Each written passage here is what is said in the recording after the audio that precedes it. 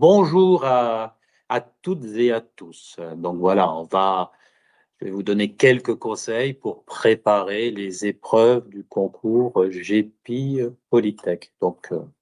Évidemment, je vous remercie finalement de suivre cette présentation. Je vous remercie de vous être finalement inscrit au concours GEPI Polytech pour passer les épreuves et intégrer potentiellement nos écoles. Je vais faire cette présentation en deux temps. La première, parler du cas des étudiants en bac général, puis des étudiants en bac technologique. Donc voilà les deux informations. Vous pouvez dès maintenant taper vos questions par écrit et d'ici 20 minutes, lorsque ma présentation sera finie, je répondrai à toutes vos questions. Voilà. Alors, on commence par le concours général, bien préparé, les épreuves écrites. Donc, vous êtes déjà inscrit via le concours, sur le concours GEPI Polytech via Parcoursup. Quelle est la suite des informations de l'inscription? Avant le 2 avril, vous devrez valider votre inscription. Profitez entre maintenant et le 2 avril pour potentiellement rajouter des écoles que vous n'avez pour l'instant pas choisies. Je vous rappelle que le concours GEPI Polytech, c'est un vœu, il n'y a pas de limitation de sous-vœu. Si vous voulez cocher les 35 écoles, vous pouvez cocher les 35 écoles sans limitation. Et ça, vous pouvez le faire jusqu'au 2 avril. Et n'oubliez pas donc de valider votre candidature avant le 2 avril, c'est-à-dire valider les notes, payer les frais de concours et, donc valider cette candidature. Ce qui va se passer à partir du 7 ou 8 avril, c'est que je vais pouvoir aller chercher toutes vos notes sur Parcoursup et donc faire l'analyse de dossier. À partir du 21 avril, vous aurez donc la convocation. Vous pourrez aller chercher la convocation sur votre espace candidat. Donc, vous voyez ici sur la page l'espace candidat qui est ici.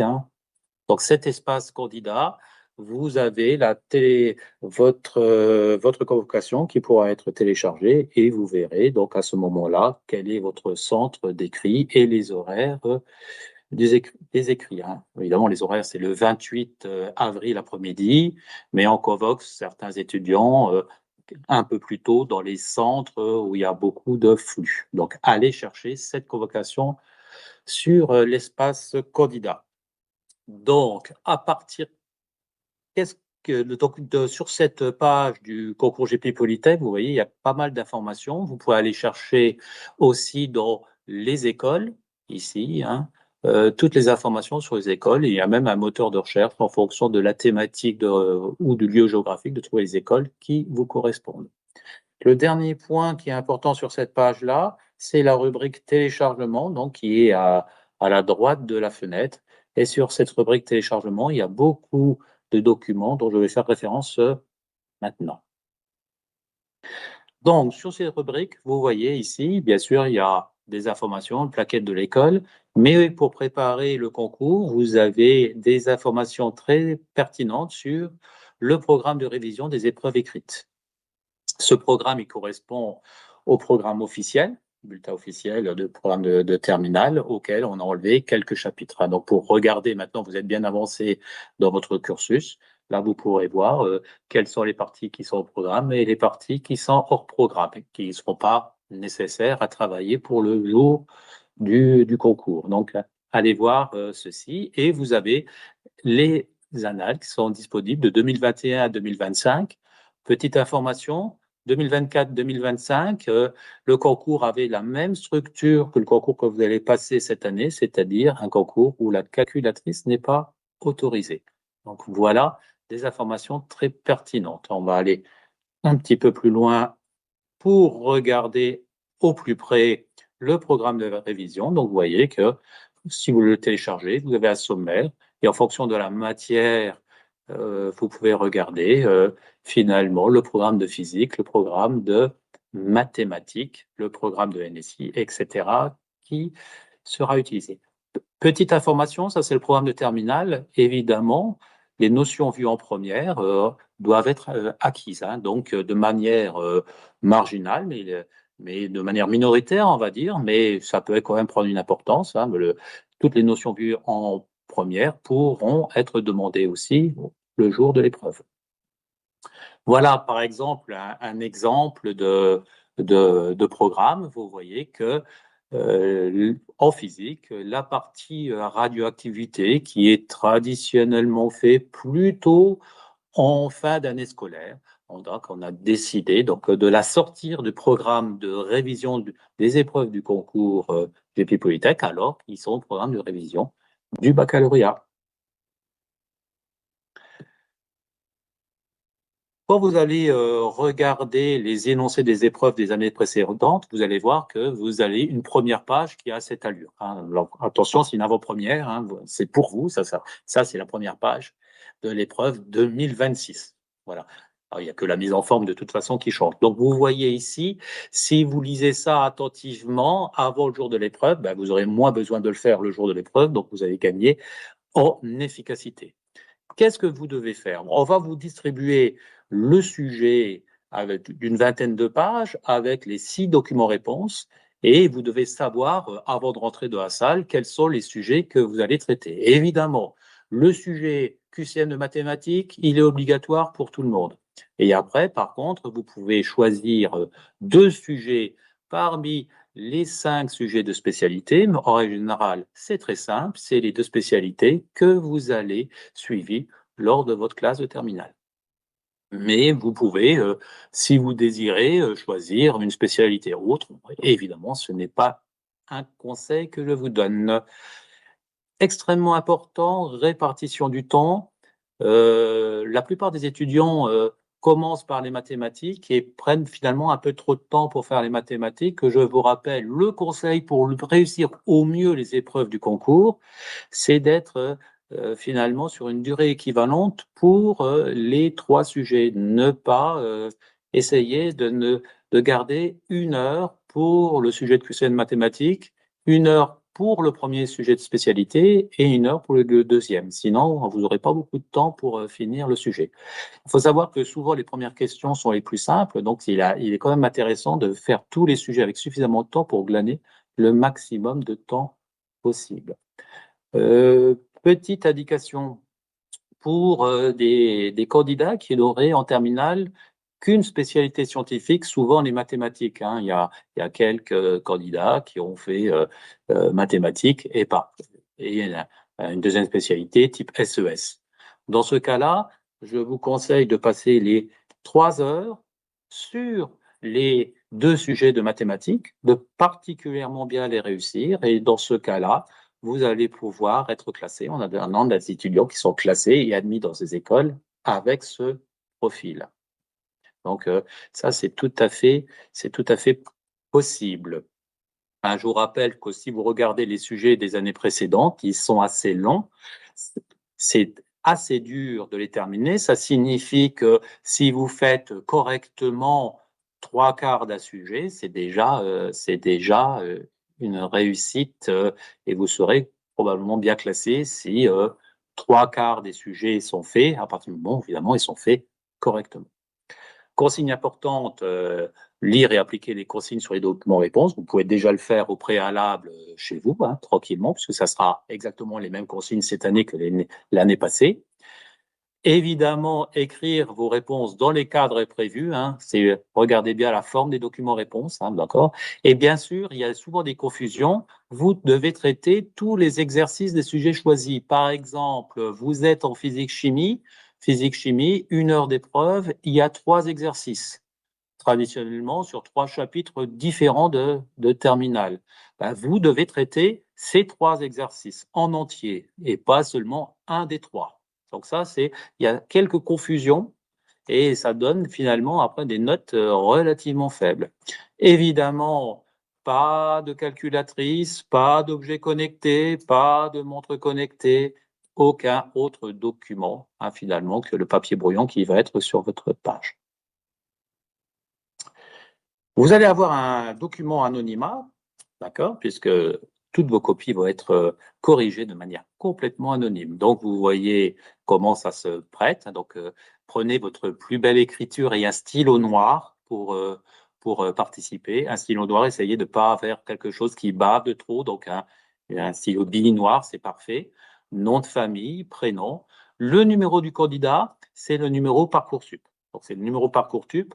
Il fait 6 ou 7 caractères, ce numéro Parcoursup. Hein. S'il fait 6 caractères, bah, que vous mettez le numéro, le numéro manquant au début, ici, là, vous laissez la case vide ou la case vide ici, peu importe, la lecture automatique fonctionnera bien. Donc, si vous avez que 1, 2, 3, 4, 5, 6 à remplir case sur les 7, c'est pas gênant. La lecture automatique fera le reste. Et on a la date de naissance, c'est pour vraiment valider votre identité avec 3 points d'entrée, c'est du solide, le nom de famille, le numéro Parcoursup et la date de naissance. Vous avez ici une case qui est déjà cochée. Hein, donc, dans mon cas, c'est la case qui est complètement à droite, c'est mathématiques. Donc, ça, c'est le document au cas. Sur cette ligne-là, vous n'avez rien à cocher. Elle est déjà pré-cochée. Ça dépendra du choix du document réponse que vous avez fait. Donc, ça, c'est pour quelqu'un qui veut composer sur les mathématiques.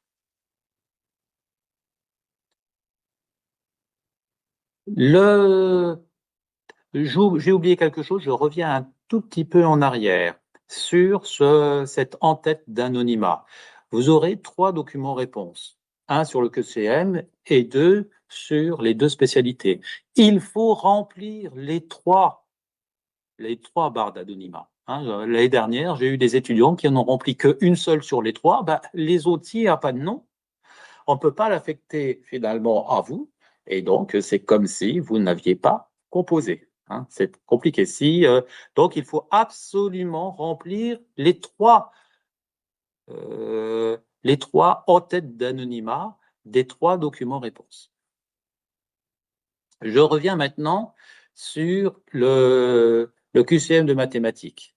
Là, c'est une machine qui va répondre. Et la machine, pour être sûr qu'elle réponde bien, il faut que vous soyez extrêmement appliqué. Une réponse, c'est une croix. Donc, vous voyez, vous allez avoir des barres de QCM. Donc, dans la partie Q, la première réponse que vous allez faire, vous allez avoir une affirmation au niveau du sujet de mathématiques et vous pouvez mettre vrai ou faux.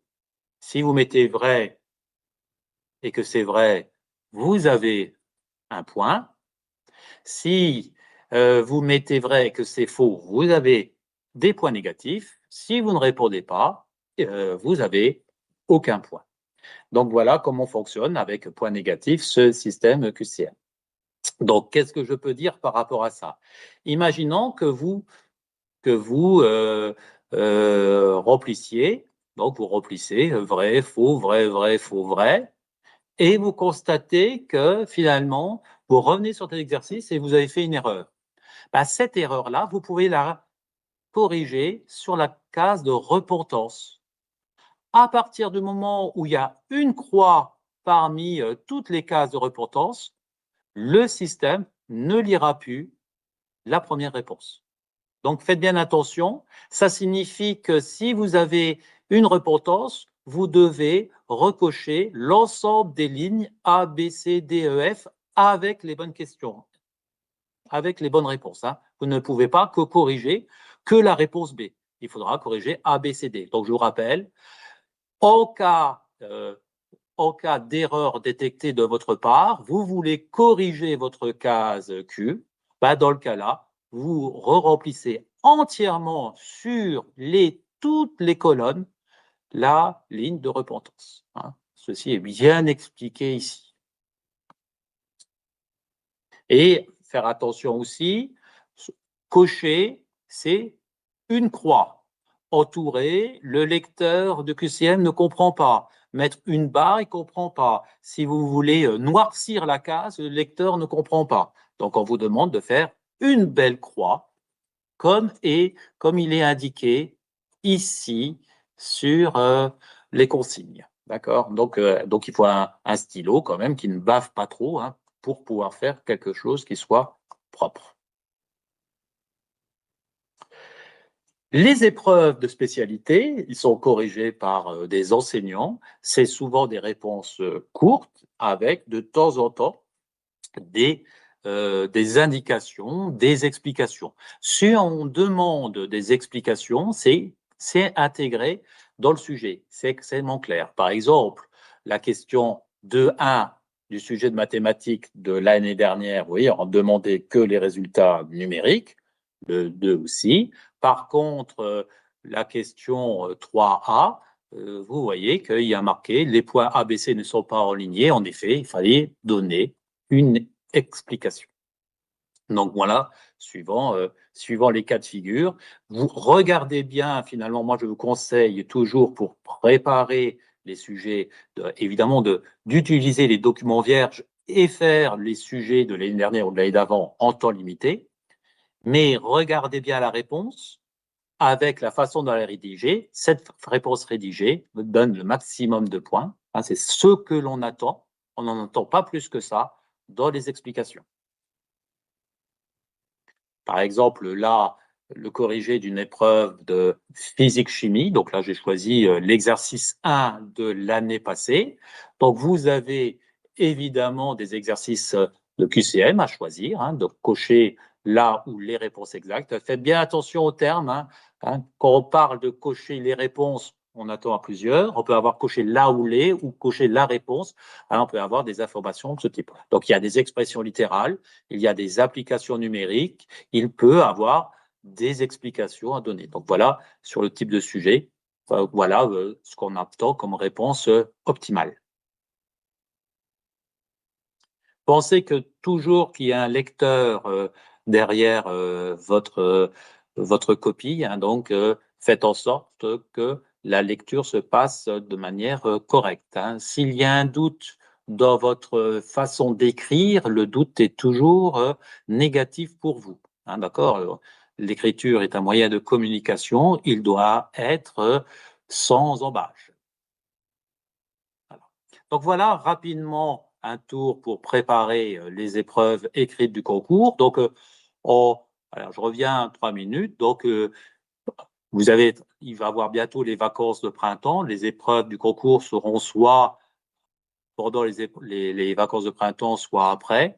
Ben, il est bien de garder un sujet, donc une année d'épreuve pour faire en temps limité. Le mieux, c'est de le faire avec des amis qui passeraient le concours en même temps que vous.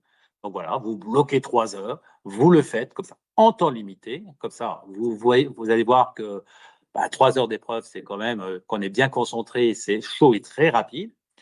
Et après, vous prenez le temps de débriefer et regardez quelles sont les réponses justes. Et comme ça, vous arriverez à voir les endroits où vous êtes au point et les parties, les chapitres qu'il va falloir encore travailler. Pour le bac technologique, alors cette fois-ci, il n'y a pas d'épreuve écrite, il y a un entretien de motivation. Donc, la convocation, vous pourrez la chercher à partir du 10 avril et il faudra rapidement prendre le rendez-vous en ligne. Premier inscrit, finalement, le premier qui arrive en ligne va pouvoir avoir un choix de date de prise de rendez-vous bien plus important que les derniers où il y aura déjà des dates de prise de rendez-vous qui seront plus disponibles. Hein.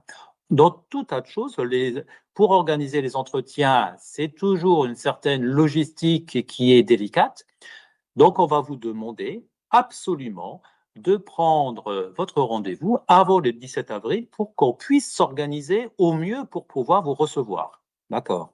Donc, le 10 avril, c'est là que vous allez pouvoir commencer à prendre rendez-vous et on vous donne une semaine et pas plus pour fixer votre date de rendez-vous. Un entretien de motivation dure environ 25 minutes. Hein. Donc, il y aura lieu dans l'école que vous avez choisie sur Parcoursup comme lieu d'entretien. Cet entretien, il est valable pour toutes les écoles qui recrutent sur le bac technologique. D'accord? Donc, vous pouvez très bien, vous êtes à Lille, vous êtes intéressé par la formation plutôt liée au génie civil qui est à Tarbes, vous pouvez sans souci faire votre entretien à Lille. D'accord? c'est prévu pour ça. L'entretien n'est pas un entretien qui est lié à l'école, l'entretien, il est commun pour l'ensemble des écoles du concours. Comment va se passer l'entretien? C'est un entretien de motivation. Ce n'est pas un entretien scientifique où on va vous poser une question de mathématiques sur le programme. C'est un entretien qui va être une discussion un peu informelle entre le jury. Et on n'a pas de cadre type pour cet entretien, d'accord?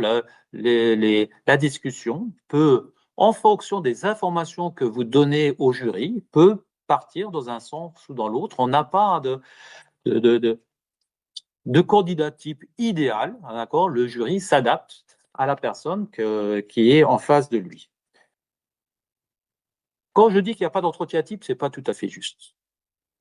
L'entretien commence toujours de la même manière. Le jury va rapidement se présenter et il va vous demander une présentation de quelques minutes. Hein, et donc, essayez de réfléchir à ce qu'il vous semble pertinent sur une présentation, allez, disons de 5 minutes, qu'est-ce qu'il est pertinent à dire au jury? Pour moi, il y a des éléments clés dans votre présentation, de qu'est-ce que vous aimez, qui vous êtes, et évidemment, une explication sur qu'est-ce que vous voulez devenir, qu'est-ce que vous voulez faire comme étude, est-ce que vous avez des spécialités favorites, est-ce que vous avez des hobbies favorites, et pourquoi vous candidatez dans nos écoles, qu'est-ce qui fait en particulier que telle ou telle école vous intéresse particulièrement. Donc, c'est quelque chose un petit peu à préparer et à réfléchir. Voilà. Sur l'apparence, évidemment, à vous de vous montrer finalement dans une tenue dans laquelle vous êtes confortable, mais qui est finalement, comment on pourrait dire ça, qui vous met en valeur par rapport au jury. Et évidemment, la tenue chemise, veste, cravate n'est pas du tout obligatoire, mais si vous venez en short et en tenue de sport, le jury pourra vous poser la question pourquoi il vous semble que cette tenue est la plus appropriée pour cet entretien. Voilà. Donc, quand je dis pas de préparation préalable, il faut quand même préparer cette première question qui inévitablement va être de vous présenter. D'accord? Et à partir de là, le jury va embrayer sur cette présentation et essayer de regarder votre sens du discours, essayer de voir votre raisonnement, regarder finalement si vous êtes un candidat qui va pouvoir réussir dans nos écoles. L'absence à l'entretien est éliminatoire. D'accord, si le jour de l'entretien, par hasard, vous avez eu un impondérable de maladie, vous êtes vraiment pas très bien, on peut décaler cet entretien sur la fin de la période de l'entretien. Donc, il faudra rentrer en relation à travers la plateforme et les tickets, rentrer en formation pour dire je n'ai pas pu être à l'entretien pour telle raison que vous allez expliquer et demander si on vous autorise à avoir une date d'entretien un peu plus tardif, mais là, je vous rappelle qu'il faut être très réactif. Vous n'êtes pas là à un entretien pour une raison valide, il faut prévenir le jour même. D'accord? Ça ne se fait pas de prévenir 3 jours après. Si vous n'êtes pas là à un entretien et vous vous donnez une semaine après, vous dites est-ce que je pourrais refaire une date d'entretien? On va penser que vous n'êtes pas très sérieux. Voilà. Donc pensez un petit peu à ça. Donc, entretien est obligatoire et cette note d'entretien va s'ajouter à la note de dossier. Je pense que j'ai fait à peu près le tour de ce qu'il faut avoir en tête pour préparer les épreuves écrites et les entretiens. Maintenant, je suis à votre disposition. Et Margot qui est en train de lire et éplucher vos questions et qui va me les redonner. Allez.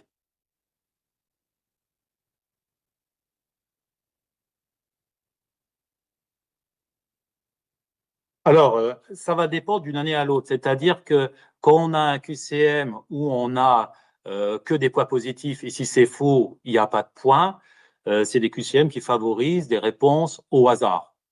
D'accord? Et ça, on ne veut pas. Surtout quand on a un QCM où c'est vrai ou faux.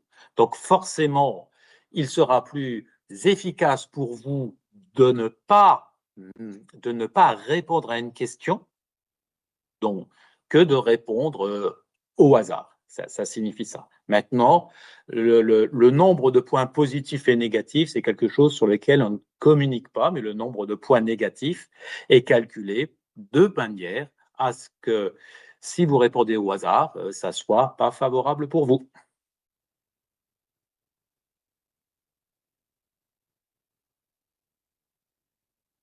Euh, oui, c'est-à-dire que si vous êtes en terminale, évidemment, il faut choisir ces deux sujets de spécialité. On a laissé l'ouverture finalement sur ces deux sujets plutôt pour les étudiants qui sont en bac+1. Hein, vous aurez très bien pu faire, par exemple, maths physique au lycée, d'être une formation qui est plus orientée dans le domaine de l'informatique et choisir le sujet maths et NSI dans ce cas-là. D'accord. Donc, à part des cas atypiques, euh, pour moi, il n'y a pas de doute. Ne réfléchissez pas trop. Prenez vos deux sujets de spécialité. Bah, évidemment, vous pouvez choisir si vous voulez. Vous dites, par exemple, j'ai mis pas de physique en terminale, mais j'ai pris NSI en première. Je me sens tellement bon en NSI que vous pouvez prendre maths et NSI en terminale. Attention, ce n'est quand même pas mon conseil.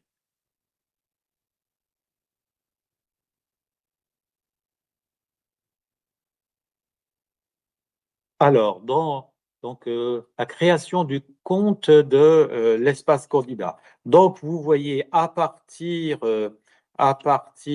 du 21 avril pour les bacs généraux et à partir du 10 avril pour les bacs technologiques, euh, vous allez pouvoir vous connecter donc à l'espace candidat. Et là, on va vous demander quelques informations pour sécuriser cet espace candidat. Ça n'a pas beaucoup d'intérêt de venir bien en amont de cette date. Voilà.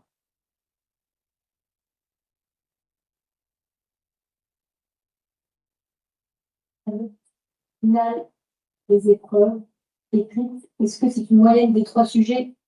Alors, au niveau des épreuves écrites, euh, chaque sujet aura exactement le même poids. Le QCM de mathématiques, la spécialité 1, la spécialité 2. Donc effectivement, ça sera la moyenne de ces trois sujets. Si il y a un sujet qui est plus compliqué que les autres, c'est toujours le cas. Dans ce cas, bon, c'est d'ailleurs, ça arrive tous les ans, forcément, un sujet un peu plus compliqué que les autres. Toutes les notes sont renormées, même moyenne sur tous les sujets de spécialité. Donc, si vous trouvez que le sujet de physique-chimie était particulièrement compliqué cette année et que le sujet de SVT, quand vous discutez avec des amis, et ça serait particulièrement simple, finalement, ça ne changera rien. Donc, on fait la moyenne des trois sujets avec le même poids. Est-ce qu'on est obligé de prendre l'aspect SVT si on fait le PIP B? Le, euh, le classement, le choix des spécialités ne rentre pas en compte au niveau des écoles. Tout le monde va avoir le même classement. D'accord? Donc, je vais même vous dire que quelqu'un qui aurait choisi finalement maths et sciences industrielles, d'accord, aura le même classement que quelqu'un qui aura choisi maths et physique-chimie au niveau du PUPA ou du PUPB. D'accord. Alors évidemment, en règle générale, les étudiants qui viennent du PUP, qui veulent aller dans ce PUPB, B comme bio, hein, d'accord, ils ont choisi trois doublettes, soit maths physique, soit maths SVT, soit physique chimie SVT et l'option maths complémentaire. On les retrouve dans des proportions assez équivalentes à ces trois éléments-là. Est-ce que tu peux me dire quels sont les meilleurs moyens pour se préparer au concours? Alors, Alors, les meilleurs moyens, le premier, c'est d'être relativement scolaire et d'avoir déjà bien travaillé ces programmes de première et terminale. Alors, vous allez me dire, là, c'est un peu tard, hein, mais c'est un peu bateau comme question, mais c'est quand même le programme de terminale, donc il n'y a pas de souci. Le deuxième élément, c'est que si vous êtes là, c'est que vous avez déjà gagné du temps parce que vous avez déjà vu la première page. Et si vous allez sur finalement, les annales des années précédentes, vous verrez que la forme du concours est assez stable. Donc, le jour J, vous ne serez pas surpris. Et ça va vous gagner en efficacité, ça va vous faire gagner 5 à 10 minutes et ça va finalement vous rassurer. Et donc ça, c'est relativement important. À partir de là, faire les épreuves, ça va vous permettre de savoir qu'est-ce que l'on attend comme type de réponse, puisque on ne demande pas toujours de rédiger la réponse. Là aussi, vous allez gagner en efficacité. Donc, si vous bûchez bien, par exemple, les 2 dernières années du concours, vous allez être sur la forme vraiment bien préparé. Le fond, évidemment, c'est le programme de terminale. Donc c'est plus difficile de se préparer sur le fond pendant le dernier mois qui reste avant le concours, hein. Mais la forme, ça va être quand même important. Donc, allez voir les annales et passez un petit peu de temps sur les annales pour savoir qu'est-ce qu'on attend de vous de manière spécifique. Si le centre d'écrit est complet, celui qu'on a choisi, où est-ce qu'on va être affecté et où est-ce qu'on choisit son centre d'écrit? Alors, au niveau de quand vous êtes sur Parcoursup, hein, je pense que vous êtes tous inscrits sur Parcoursup, vous avez vu que vous avez le choix de votre centre d'écrit. Dans certains cas, le nom du lycée ou de la ville est bien défini. Il y a d'autres cas, par exemple, à Paris, où on met le centre d'écrit, c'est à Paris, et nous, on essaye de trouver une salle assez grande pour pouvoir vous accueillir. Donc, le centre d'écrit, c'est lorsque vous allez télécharger la convocation le 21 avril que vous allez avoir le centre d'écrit. On essaye au maximum de respecter votre vœu, mais il y arrive que certains centres d'écrit sont trop demandés par rapport aux capacités, donc on essaye de les décaler, donc le plus proche possible, hein. On essaye de faire un travail de géographie, hein, évidemment. Si le centre de l'île est complet, on va essayer de ne pas vous envoyer à Nice. A-t-on accès aux écoles en fonction des spécialités choisies? Oui, c'est-à-dire que le classement du concours est le même pour toutes les écoles. Il y a une petite différence pour les écoles bio où la prise en compte de la matière SVT est un tout petit peu différente et donc ça change un tout petit peu le classement, mais franchement, c'est marginal.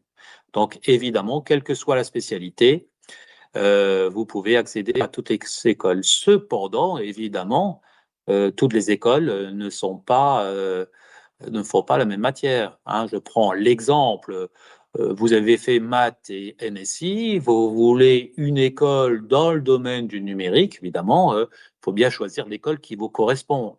Même chose, hein, si vous avez fait maths et SVT, toutes les écoles vont être en capacité de vous prendre, mais dans beaucoup d'écoles, il n'y a pas de matière de biologie ou de sciences du vivant. Donc, si vous choisissez ces écoles, c'est en connaissance de cause, hein. Donc quasiment toutes les écoles vous sont accessibles à partir du moment où vous avez réussi les épreuves écrites. Mais après, bien regarder le contenu pédagogique des écoles. Est-ce qu'on a le droit au correcteur? Alors, le correcteur, on n'a pas le droit correcteur typex blanc, hein, dans les noms, tout simplement parce que ça encrasse nos scanners, hein. Donc, c'est pour ça, vous devez me dire pourquoi il n'y aurait pas, hein, parce qu'il n'y aurait pas de souci particulier. On n'a rien contre le fait de corriger quelque chose. Donc, mais on n'a pas le droit au typex. Donc, si c'est faux, vous barrez proprement et vous remarquez à côté.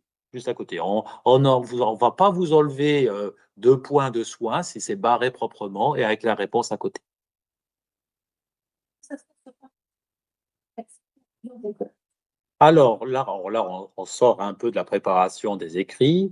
Donc, lorsque vous avez passé les écrits, imaginons que vous avez très bien réussi les écrits, vous êtes très bien placé chez nous et que vous avez choisi 10 écoles. Potentiellement, vous pouvez être admis dans les 10 écoles, hein, qui sont un peu partout en France. Et à ce moment-là, évidemment, nous, vous n'avez pas fait encore de choix. Donc, Parcoursup ne connaît pas votre choix. Donc, ce qui va se passer, c'est que le 2 juin, lors du premier appel, vous aurez les 10 écoles qui vont vous dire oui, et ça sera à ce moment-là, et ça sera à vous de choisir parmi les 10 celle qui vous intéresse le plus.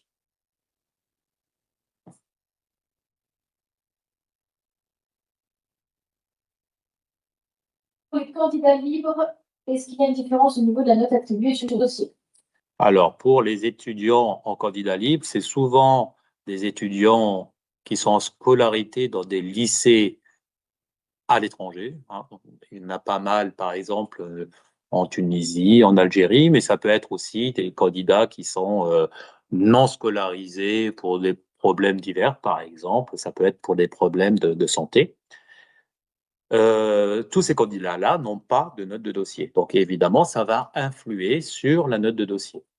Donc, ces candidats, ils ont bien sûr, au niveau de la note de dossier, la note de l'épreuve du baccalauréat anticipé en première, donc ça, mais les autres notes de dossier ne sont pas prises en compte. Donc, pour ces candidats-là, évidemment, ça veut dire qu'ils partent avec un handicap certain. Cependant, il y a beaucoup de ces étudiants qui sont intégrés dans nos écoles parce qu'on a un système de rattrapage au niveau du concours JP Polytech pour les étudiants qui ont particulièrement bien réussi les épreuves écrites. Dans ce cas-là, on comble une grande partie du dossier scientifique par les notes des épreuves du concours. Donc voilà, ces étudiants donc là sont a priori défavorisés puisque j'ai pas de note de dossier, mais ceci peut être finalement largement atténué en cas de réussite au concours. Dans le cas où un chapitre n'est pas traité en cours et qu'il apparaît dans l'épreuve, que sommes-nous censés faire? Donc, 2 points. Je vous conseille pas forcément de travailler un chapitre par vous-même parce que c'est extrêmement chronophage, c'est assez compliqué. Je vous ai dit que les épreuves du concours GEPI sont quand même assez étendues. C'est très dur de finir les 3 sujets en 3 heures. Imaginons par exemple, en physique, il y a 3 sujets. Sur les 3 exercices, il y en a 2, c'est OK, vous les avez faits. Le troisième, vous ne l'avez pas fait. Bah, répartissez votre temps gagné, c'est-à-dire un sujet, un tiers d'heure, 20 minutes, pour passer un peu plus de temps sur les sujets de spécialité, de QCM et sur les 2 autres exercices de physique. Franchement, ça va passer sans trop de soucis. D'accord, voilà comment on peut ne pas s'inquiéter. Maintenant, s'il y a 2 tiers du sujet que vous ne pouvez pas faire, c'est qu'il y a vraiment un problème de progression dans votre classe, hein. Les sujets sont quand même ont été faits pour que la grande majorité des chapitres soient traités. Et en première année CPGE, PCSI, comment est noté le dossier? Exactement. Donc, pour les étudiants qui sont en bac plus 1, quel que soit leur bac plus 1, qu'ils soient en BUT, en CPGE, en licence, en passe, tout ce que vous voulez, le dossier scolaire ne prend en compte que les notes de terminale, c'est-à-dire que les bac plus 1 sont exactement traités comme les terminales. Donc, je ne prends pas en compte les notes parce qu'en règle générale, c'est des personnes qui sont en réorientation. Les notes, on le sait, ne sont pas forcément très fameuses puisque c'est des personnes qui ne se plaisent pas dans leur formation et qui veulent se réorienter. Donc, on a décidé de ne pas les prendre en compte et de ne prendre en compte que finalement les résultats de terminale. Donc, vous partez comme les sujets de terminale, comme les personnes de terminale. Comment est construite la note du dossier et quel coefficient? Alors, la note du concours, c'est moitié sur les épreuves écrites, moitié sur le dossier. Et sur le dossier, Les mathématiques ont une importance plus grande, la deuxième matière scientifique après, et après il y a le français et l'anglais. Tout ça se répartit. D'accord? Donc voilà les quatre champs qui sont importants, mathématiques, deuxième spécialité scientifique, anglais et français. Lors d'un aménagement bac avec un ordinateur, devons-nous amener l'ordinateur en avant? Lorsque sur Parcoursup, vous avez coché la case aménagement, vous avez une fenêtre pour discuter en disant qu'il va falloir que vous envoyiez des documents au niveau du service concours. Et là, il y aura un dialogue avec le service concours. Hein, que vous dire. En règle générale, quand il y a un ordinateur, il y a souvent des logiciels qui sont dédiés, très spécifiques par rapport à vos handicaps. Vous pourrez venir avec votre ordinateur. Mais de toute façon, il y aura, vous venez avec les indications du matériel qu'on vous donne le droit d'avoir, les aménagements du type est-ce que vous avez un rédacteur avec vous, est-ce que vous avez le droit à un tiers-temps, etc. Et il y aura une discussion entre le personnel du service concours et vous pour aménager au mieux. Ça me fait penser, dès que vous le savez, n'attendez pas la dernière minute justement pour donner toutes ces informations au service concours. Hein. On a plus d'1 millier d'aménagements à gérer. On est très strict avec les dates. On ne peut pas organiser un concours avec des demandes d'aménagement qui arrivent trop tardivement. Faites bien attention au délai. Le concours, il va faire passer à peu près 25 000 candidats.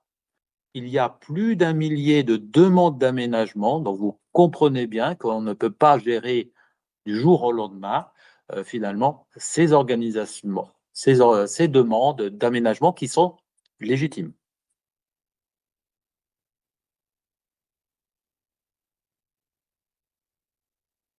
Alors là, on sort du cadre de la préparation des épreuves du concours. Hein.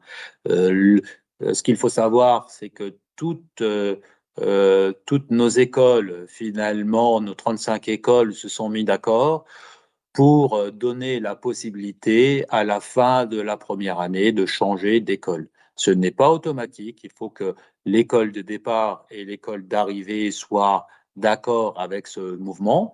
Il faut en particulier que les programmes d'études correspondent. Hein. Si vous êtes dans une école qui fait plutôt une orientation mécanique et vous voulez partir en deuxième année dans une école qui est plutôt une orientation numérique, ça sera peut-être pas possible. Donc, l'année dernière, on a eu une petite vingtaine d'acceptations de modalités sur l'ensemble des étudiants de première année. Il est possible après d'avoir des modèles, un changement d'école après les 2 ans, en particulier au niveau du réseau Polytech. Les 16 écoles du réseau Polytech auront un système de mouvement euh, important en quantité, puisque pour ces écoles, 50% des étudiants changent de ville au bout de 2 ans. Donc, pour toutes les écoles, la mobilité possible à la fin de la première année. Pour le réseau Polytech, la mobilité est finalement quasiment créée de manière institutionnelle à la fin de la deuxième année. Quel type de questions sont à préparer pour l'entretien des bacs technologiques? Alors, vous voyez bien que je ne vais pas vous mettre une grille de lecture pour cet entretien. D'accord? Je vous ai donné la première, c'est-à-dire de bien vous présenter. Et évidemment, si vous avez quand même, par exemple, vous dites que vous êtes dans votre préparation, tout ce qui est lié à l'environnement, au développement durable, ou à l'énergie, c'est quelque chose qui vous intéresse. Ben, si vous dites ça, ben, il faudrait être en capacité de répondre à des questions relativement précises dans ce domaine-là.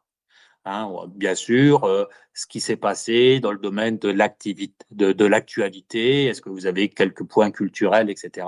Il y aura potentiellement des questions dans ce type-là. Mais je tiens à préciser que cet entretien n'est pas formaté. D'accord? Il n'y a pas une grille de questions que le jury va vous poser. Ça va vraiment dépendre finalement de la discussion et des informations que vous avez données lors de votre présentation. Jusqu'à quand est-ce qu'on peut payer le concours?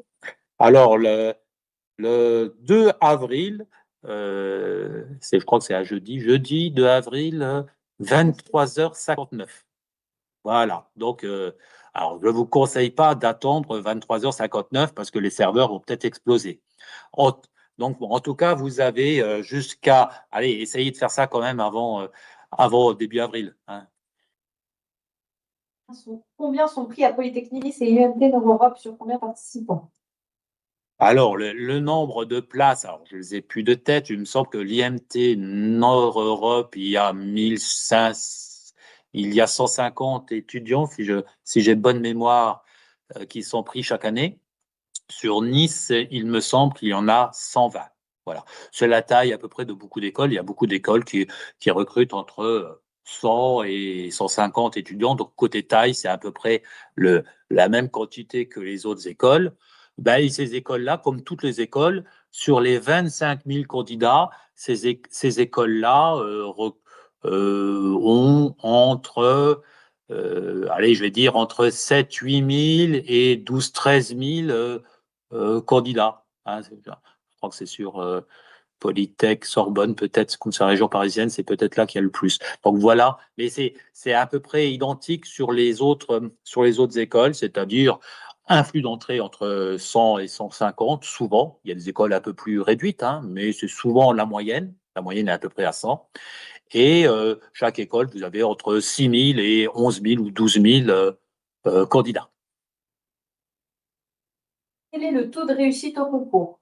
Alors, le taux de réussite au concours, on a à peu près euh, entre, au niveau des candidats classés, c'est-à-dire que on va, on va non classer certains candidats. Donc, au niveau du classement, on va classer entre 60 et 70% euh, des candidats qui ont passé les épreuves écrites. Voilà à peu près.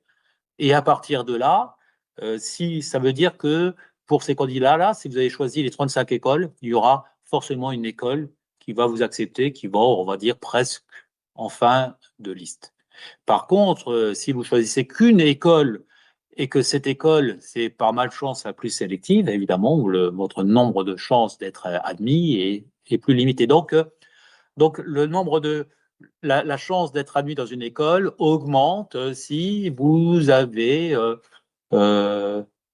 vous acceptez d'aller dans un nombre d'écoles relativement élevé. Comment ça se passe si je suis boursier? Alors, si vous êtes boursier dans cette année scolaire, hein, c'est-à-dire je parle de bourse 2025-2026, soit boursier de l'enseignement secondaire, hein, donc soit boursier de l'enseignement supérieur, mais des bourses nationales, hein. Si vous êtes boursier euh, par l'entreprise de vos parents, hein, qui vous reçoit, ça ne fonctionne pas. Si vous avez une bourse d'un pays étranger, ça ne fonctionne pas. C'est bien les bourses nationales de l'enseignement secondaire ou du supérieur. Dans ce cas-là, vous êtes exonéré des frais de 60 euros d'inscription, hein. Attention, hein, si là, pour ceux qui sont en terminale, si vous avez fait un dossier de bourse et si vous serez boursier l'année prochaine de l'enseignement supérieur, il n'y a pas d'effet rétroactif. Voilà. Est-ce que les sujets ont été pensés pour se faire sans calculatrice? Et ben, oui, hein, évidemment. Évidemment, depuis 2 ans, les sujets sont sans calculatrice. Donc, vous verrez bien la différence entre les sujets de l'année dernière, 2025, et 2024, l'année précédente, hein, sujets sans calculatrice, par rapport aux sujets qui étaient en fait en 2022, 2023, où la calculatrice était opposée. Ça veut dire que les applications numériques en sciences de l'ingénieur ou en physique-chimie ont été pensées et simplifiées pour faire sans calculatrice.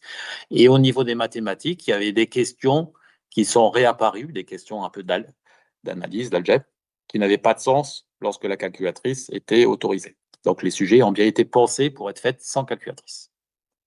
Pour les 12 sujets au choix, est-ce que c'est aussi à point négatif? Alors, pour les sujets au choix, on parle pour les QCM, hein. Pour tous les autres questions, non, il n'y a pas de point négatif pour une question, c'est zéro. Ça peut être la moitié des points ou tous les points, hein. On a des points intermédiaires si il y a un début de réponse qui n'est pas complètement juste. C'est pour ça qu'il y a des enseignants qui analysent à chaque fois une réponse pour voir quel dosage par rapport au point si la réponse n'est pas tout à fait exacte. Pour les sujets QCM, type QCM qu'il y a dans les épreuves de spécialité, il y en a par exemple pas mal en SVT. Là, ça sera indiqué s'il y a des points négatifs ou pas au niveau de chaque sous-question. Quel serait le moment idéal pour commencer à réviser? Hier. Donc, évidemment, la révision, ça se fait sur un temps long. Il n'y a pas de. Hein, la révision, c'est évidemment un nombre d'heures à y consacrer. Donc, à vous de planifier ça. Pour moi, pour travailler un sujet, par exemple celui de l'année dernière, il y a 3 heures de temps fixe. Puis, il faudrait quasiment rajouter 2 ou 3 heures pour bien comprendre le corriger. Donc, alors, disons qu'il faut 6 bonnes heures pour le sujet 2025, pour le sujet 2024, 6 bonnes heures. Donc, essayez de répartir dans votre emploi du temps 12 heures de préparation, à minima. À quoi correspond un bon classement parmi la totalité des candidats pour avoir un taux d'admission élevé? Alors, si vous êtes là, on a 25 000, on va avoir 25 000 candidats. Si vous êtes dans les 5 000 premiers, alors j'espère de tête, toutes les écoles sont en capacité de vous admettre. Donc, un très bon classement, c'est être dans les 20% de nos candidats, hein. Alors maintenant, vous ne connaissez pas nos candidats, vous ne connaissez pas forcément le niveau. Le niveau des candidats qui s'inscrivent au concours GP Polytech est en règle générale un peu plus haut que le niveau moyen d'une classe de terminale, hein. Mais si vous êtes dans les 20 premiers pourcents, vous avez pratiquement toutes les écoles, ou même, je pense, toutes les écoles qui vous ouvrent les bras. J'ai été en CPGE de septembre à décembre. Je suis désinscrit. Ai-je le statut de non scolarisé ou réorientation? Alors là, pour nous, au niveau de Parcoursup, il faudra regarder quel statut il vous donne, que ça soit non scolarisé ou réorientation, ça ne change rien de la façon dont on va traiter votre candidature. Pour des raisons particulières, j'aurais des préférences que vous soyez en réorientation. De cette manière, pour les analyses statistiques, je saurais quel était le lieu où vous étiez l'année dernière. Donc, j'ai une préférence pour des domaines statistiques sur la réorientation, mais franchement, du point de vue de vos chances au concours, ça ne change strictement rien.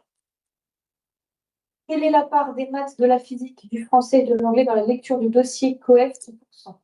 Alors, c'est hein, on avait vu un maths, physique, maths et sciences, c'est surpondéré, anglais, français, un peu sous-pondéré par rapport au coefficient d'analyse de dossier. Donc, ce qui compte le plus, c'est le maths, physique, et ce qui compte un petit peu moins, c'est matière de communication, anglais ou français. Je ne peux pas vous donner de coefficient exact puisque ça sera le rôle du jury potentiellement d'adapter ces coefficients lorsqu'on aura toutes les notes et lorsqu'on verra apparaître finalement des choix stratégiques à faire. Donc souvent, on a des coefficients qui restent à peu près stables d'une année à l'autre, mais le jury du concours est en capacité de modifier donc à la marge ces coefficients tout en respectant l'indication qu'on a donnée sur Parcoursup, c'est-à-dire que c'est l'enseignement de mathématiques qui a le poids le plus important, suivi de la deuxième spécialité scientifique, suivi de l'anglais et du français. Où et comment justifier que je suis boursier? Alors sur Parcoursup, le fait que vous soyez boursier sera validé par l'administration. Donc, puisque l'administration est en lien avec Parcoursup et validera votre statut de boursier. Donc, c'est une indication que vous mettez sur Parcoursup, mais qui sera validée directement. Quelle moyenne faut-il obtenir sur la globalité des épreuves pour faire partie des 20% dont vous avez parlé? Or là, alors C'est très difficile, très difficile. Là, vous me collez, hein, vous me collez pour être dans les 20%. Alors, j'essaye de voir parce que j'organise l'épreuve de physique. Si vous êtes dans les 20% de l'épreuve de physique, je pense que si vous avez plus de 15 sur 20 sur les 3 épreuves scientifiques, vous devez probablement y être. Donc, si vous avez réussi, vous vous testez sur les épreuves et si vous arrivez à faire 3 quarts de l'épreuve juste, je suppose que vous le faites. Mais là, la question est, je mets plein de guillemets sur ma réponse parce que c'est une réponse qui est, faudrait l'analyser avec les chiffres.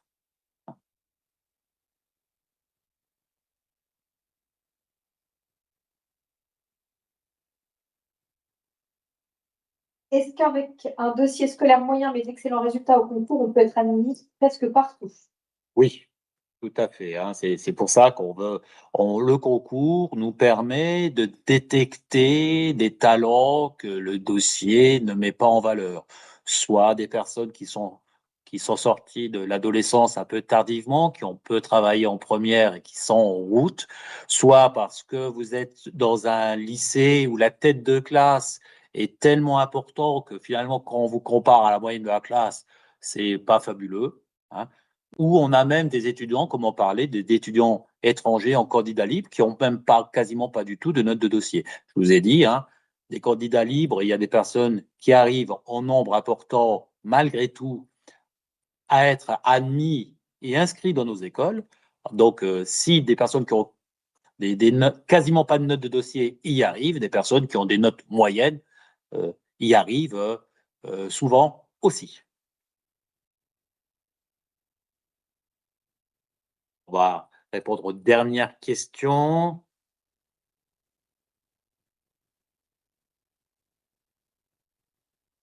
A priori, on a bien éclusé toutes vos questions, hein. Je vous remercie finalement d'avoir posé autant de questions. J'espère que ça a servi finalement, qu'elles ont été utiles à tout le monde.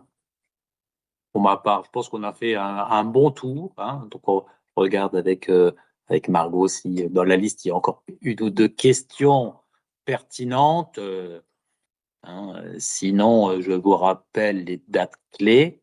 On est sur toujours Parcoursup, bien suivre ces mails qui soient envoyés par Parcoursup ou par le concours GPI Polytech. Pensez, dès que les notes du second trimestre arrivent, pensez à bien les vérifier. Et à partir de là, vous allez pouvoir valider votre candidature. D'accord? Évidemment, il faudra payer 60 € si vous n'êtes pas boursier et faire tout ça, évidemment, avant le 2 avril. Voilà la première date clé. Pour les étudiants en STI 2D, à partir du 10 avril, allez sur l'espace candidat pour regarder les modalités de choix, les modalités de l'entretien pour choisir la date. Donc là, on va vous donner des informations. Et il faudra, avant le 17 avril, prendre son rendez-vous d'entretien. Pour les bacs généraux, la convocation sera à disposition donc à partir du 21 avril. Pensez bien à prendre un peu de marge temporelle, hein, pour ne pas arriver au centre de l'écrit avec 5 minutes avant, hein. Il faut quand même venir bien en amont. Vous savez, hein, c'est la gestion des risques, hein. Il faut, pour ne pas être en retard, il faut être un tout petit peu en avance. Bon. Jusqu'au 1er avril et non le 2e avril, on repousse. D'accord, c'est le 1er avril, la fin de. D'accord, donc petite précision, la fin donc pour valider la candidature, c'est le 1er avril et non pas le 2 avril. Donc regardez, de toute façon, je vous conseille de bien faire ça en amont et ne pas attendre les dernières heures pour valider. Il y a une lettre de motivation. Au niveau du concours GPI Polytech, depuis 3 ans, depuis qu'on a eu l'autorisation, on ne demande plus de lettre de motivation. Donc, il n'y a pas, et on ne vous demandera pas de mettre, vous ne pourrez même pas mettre une lettre de motivation, puisque de toute façon, nous, la motivation, elle n'est pas à travers une lettre, elle est à travers des étudiants comme vous qui veulent préparer au mieux leurs entretiens et les épreuves écrites et qui passent du temps sur les sujets de l'année dernière pour préparer ça au mieux. Pour nous, c'est ça la vraie motivation, c'est les faits. Quelle école est la plus sélective? Je ne réponds pas, je ne réponds pas à cette question parce que pour moi, ce n'est pas un choix, ce n'est pas un critère de choix d'école. Les écoles qui sont sélectives sont souvent des écoles qui sont sur un bassin de population assez élevé, hein, donc qui remplissent vite parce qu'il y a beaucoup de monde autour. Ça peut être aussi parce que le nombre de places est relativement limité et donc ça ne préjuge pas de la qualité. Nous, en tant que concours GP Polytech, on vous dit que l'ensemble des écoles sont de qualité tout à fait comparable et on ne veut pas rentrer dans un système qu'ont certains concours où certaines écoles ont le statut d'école sélective ou pas. Donc, pas de réponse à cette question.